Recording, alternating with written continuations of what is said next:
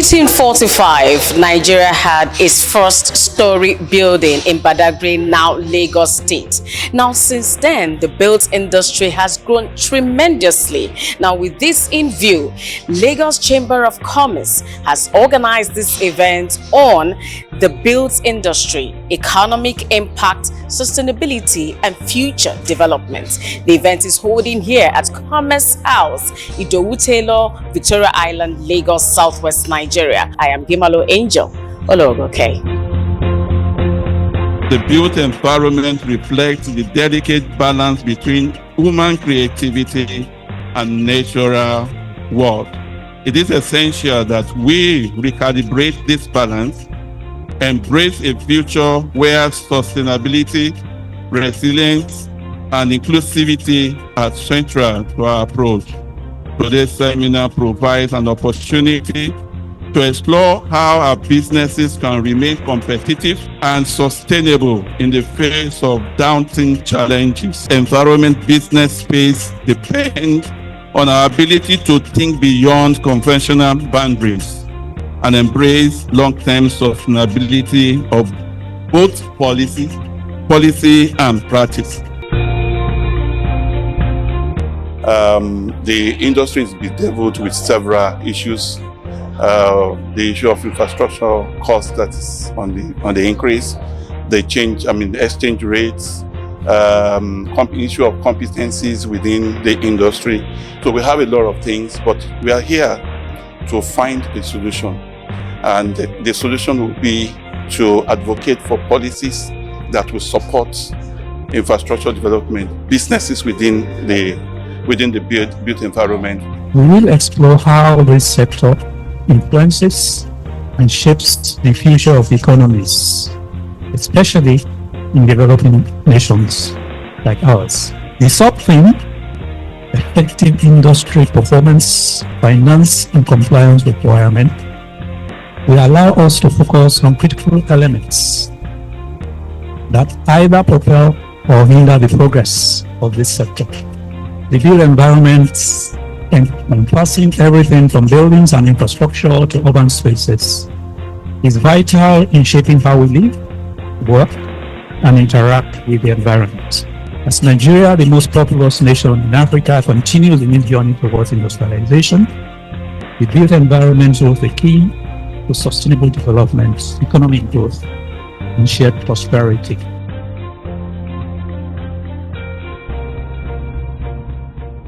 With me, a very distinguished personality, Mohammed Ibrahim. He is the chairman, Real Estate Services for LCCI, Managing Director, Jide Taiwo and Co. Yes, the popular one that you know. Thank you so much for gracing this occasion. So we start with, I'm going to start very unconventionally, and I'm going to start with challenges facing the built industry here in Nigeria. The challenges facing the built environment. We talked about the concept of development. Is it in line with the dictates of the town planning? Do we have the requisite professionals to handle the financiers or the promoter of businesses or projects? Are they really in tandem with what is required to go into the business? We're talking about technology, information technology. We're talking about even technological advancement global-wide that is actually being brought home to give us greater advantage. We're talking about sustainability of facilities. We're talking about green energy and a whole lot. We're talking about what the demand and supply should be. You must take cognizance of the old and as well as the present generation that is coming up, which most people refer to as the Gen Z and the future.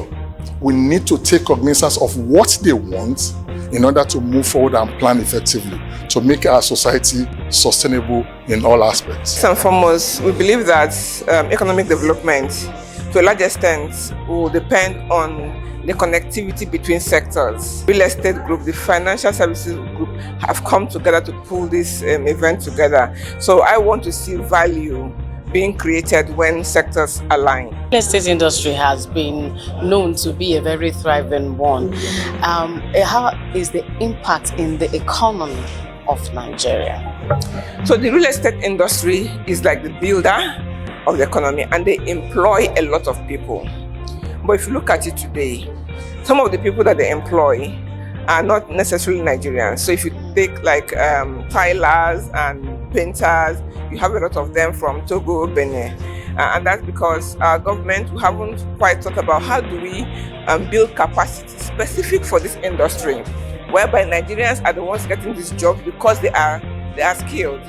So sometimes you give some work to Nigerians, and it will appear it's not well done, it's not very smooth, it's not quite refined, and that's because our educational system or our vocational skills system isn't functioning well. So I believe that government can support this sector by promoting more vocational skills and education targeted at supporting this particular industry. So capacity building for this industry is important. Speaking to the West and especially Europe to give that kind of funding to projects. And yes, the response has been marvelous, but for Nigeria at the time being, they are waiting for us to get our act together to be ready to come and use other avenues to raise money. One, pitching to investors, global capitalists and angel investors and venture capitalists has been one of the ways of raising money. Part of being the financial inclusion to the G20 nations.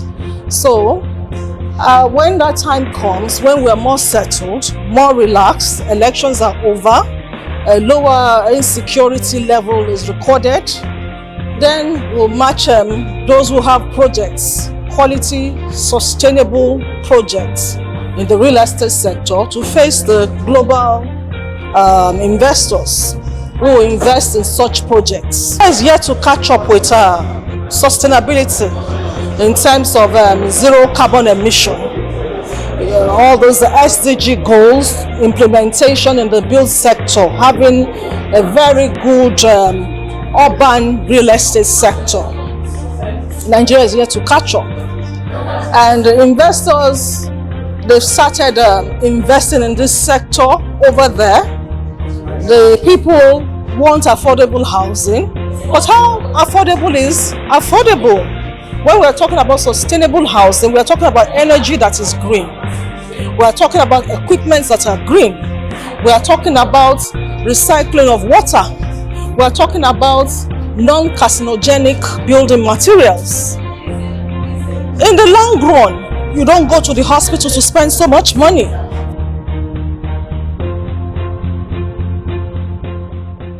The construction industry as a whole is at a pivotal point. And right now, it's the economy and global demands, expectations, and challenges bring together a collection of forces that impact the industry. We look at the economic situation impacts. The three papers had very carefully analyzed how the state of the economy impacts the industry. And despite the fact that we initiated a thorough due diligence to give these funds out, most of the real estate owners, most of them are not in the country today. They got those funds, build one or two houses, and have gone till date. So we need to do a thorough audit of what we're doing. It's not about the government. We need government presence, we need government collaboration, but what are we doing in our in-house? As a practitioner, what are we doing to address our integrity level of accessing this fund? The same fund you are talking about, Doctor, is presently on African Housing Initiative by Dr. Akinwumi. The fund is almost about $2 billion. It's with African Development Bank right now. But who are we going to give this to? They rated Ghana as more credible than us in Nigeria. That's why you can see those hike in investment in housing, both social and general housing in Ghana. What we need to do is the practitioner should look inward and develop a strategic model of being, assessing this fund credibly and utilizing same in our country. And everything boils down on patriotism.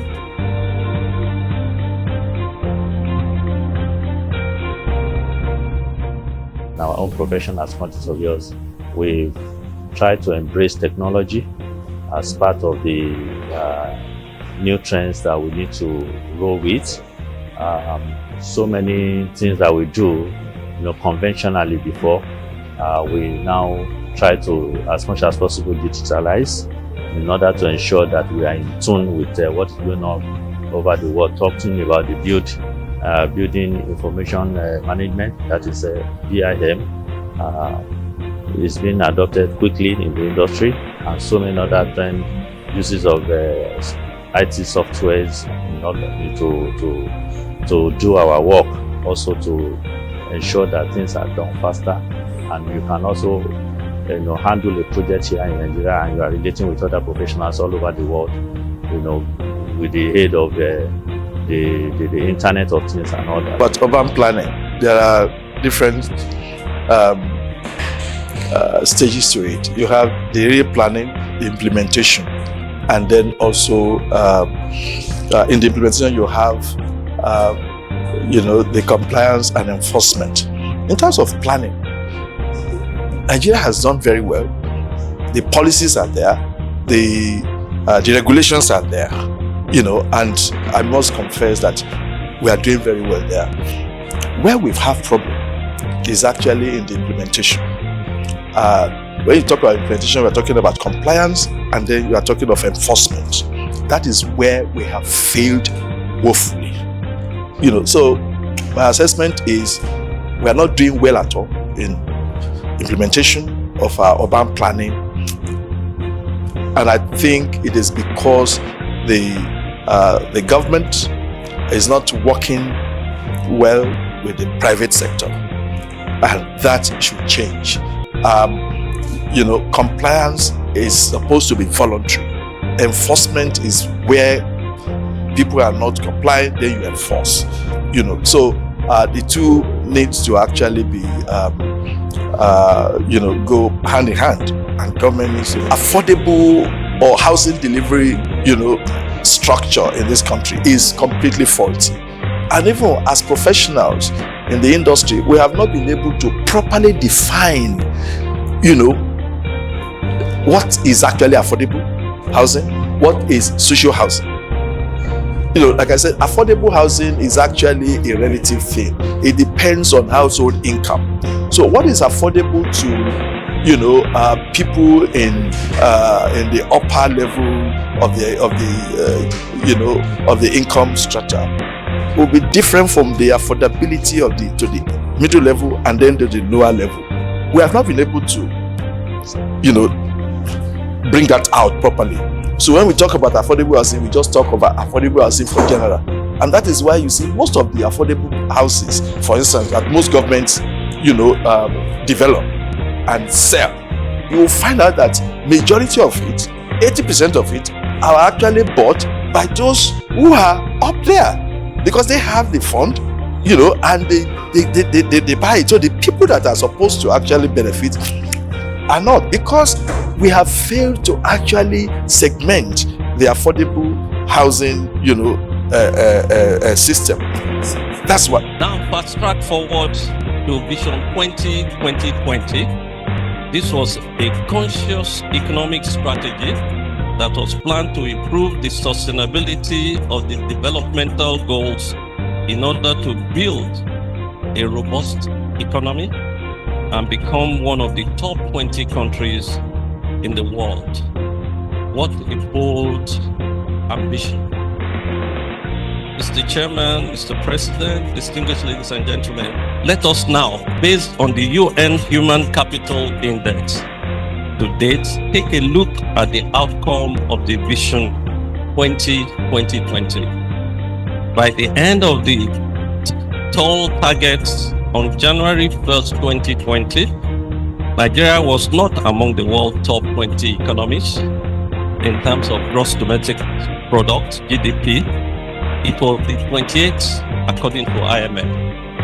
The long-term development plan did not make a dent on the Nigerian developmental challenges, as many Nigerians were in worse socio-economic conditions than ever before. Nigeria now has the highest number of people living in extreme poverty across the world, with an estimated over 86 needs to move to our own specialized bank. There is doubt now for a specialized bank must be set up to mobilize funds and other resources required to finance long-term production of housing and infrastructure. Such a bank will also create financial instruments which can be used to finance the construction through development of large projects, especially under the private sector arrangement, such as refineries, water supply schemes, power projects, and new town developments, gas supply schemes, office towers, etc., and etc. The existing banks do not have appropriate credit creation structure to suit the construction industry. This specialized bank will be a catalyst for industrial growth and development, as the increase in output leading to increase in industrial capacity, utilization, as well as increase in employment and growth in the national economy. Habitat said we need to build 1 million housing every year. To date, governments, federal and states, they hardly do 40,000 housing units every year. So there's a huge gap. How do we ameliorate it? How do we get to our destination? We found out that funding is the critical factor. And right now, the existing financial instruments we have through the commercial bank cannot help us because they are short-term borrowing and huge interest. We need, for development of our infrastructure and housing, a specialized bank, like we have Bank of Industry, like we have agricultural banks, that will cater for our peculiarities. Long-term funds, single digit. That way we'll be able to cover a lot of mileage and be able to get to our destination. And that is when we can say we are where we should be, along with our colleagues like Malaysia, Singapore, and so on. To be enabler, it creates the enable environment. We were talking of construction bank, for example. We said, create it, give us license, let's run with it. Most of the institutions, they don't want government involvement in these things because they don't trust them. Of course, and the records have shown that they are not better managers. And Chief Olusegun Obasanjo recognizes it. So if it's a private sector-led institution, then we'll have a more positive result than what we are having now. My own perspective, given my background as a teacher in university and also in banking, was to look at financing where we focus on affordable housing. All right, so, and the model that I put forward then, which I believe strongly the government is also considering right now, is that for housing to be affordable, you need to change the financing model. And that means look at the three dimensions to that. There's financing for construction, there is financing also for those that offer mortgage services, and then there's financing for the off-taker, that is the people who actually move into those properties. So the question now is, to make it affordable, we must address it from those three perspectives, and then look at the enablers, which is where insurance comes in. All right. So within that context, therefore, the question is, number one, how do we get construction companies and players to have access to funding and also such materials that will make the ultimate product affordable? So, and the key issue there is that we must look then at, number one, the materials used. To what extent can we domesticate the materials? That was number one. Then secondly, can we create a funding model where government comes in and provides, we won't call it subsidy, but provide incentives that will give access to such construction companies and housing delivery firms to access such funds. So in which case, at the input level is where government intervenes in terms of construction finance. Then we now come to the mortgage finance companies, We call them mortgage banks. Okay, for them also you find that the rate at which they lend, the mortgages they create, is also in the double digits, and then of course the tenure as well, very short. Of course, they will tell you that it's a reflection of the kind of funds they have access to. So the question now is that, are there possible funds that can be accessed by those mortgage finance banks that will come at single digits, and therefore when they add their own margin, they can also lend at either single digit or the first layer of double digit. That means anything below 15%. So if they have access, therefore, to such funds, then it becomes easy for them to also originate mortgages that are affordable. Ultimately, what they deliver to the final consumer will be affordable to them. So when you talk about the value of the property, that's what defines whether it is affordable or not. So the economics of it is that if you look at the history, economic history of the world, not talking about Nigeria now, dating back to the 1920s, when we had the Great Depression of 1929 to 1930, a study was done that established the fact that if you look at the data from that time up on the 2010, when we had the global financial crisis, all right, that when you take real estate as a sector of the economy, I'll take banking and finance as a sector. Anytime there's problem in the banking and finance sector, it causes a dampening in the economy that is only half of the dampening you get when there's trouble in real estate. Which means in terms of the economy, real estate is more significant, okay, in driving growth. So, and that is why each time we analyze the economy, we always say that whatever is happening in real estate is a lead indicator of what will happen to the economy. So in which case, if you get real estate right, the likelihood is that the economy will also benefit. And that means looking at the value chains and what it can generate for you. If you put on one single property, look at how many professionals and workers are involved. Okay, those also supply inputs. So it impacts so many other sectors. So that makes it significant to the economy. So anytime it is stable and growing, it always drives economic growth. At least it has the capacity to do that twice than what finance and insurance can do. So it then means that the real estate sector is central to economic growth. If we want this economy to grow in a sustainable manner, as you said, then we need to give a lot of attention to real estate sector. I think the quality of the conversations that we've had today is something that is quite very impressive. And I want to thank everyone here for making it possible.